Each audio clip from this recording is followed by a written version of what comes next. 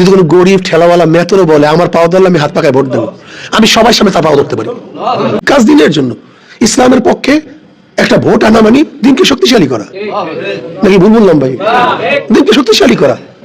যেমন আমার ভাগে 10টা বাড়ি পড়ছে, 100 ভোট আমার ভাগে বা 200 ভোট আমার ভাগে, আমার 24 ঘন্টা সাধনা থাকবে 200 ভোট কিভাবে কালেকশন করা যায়, কিভাবে আনা যায়। বাস লাগো তো লাগো, হাতে ধরি পাও ধরি।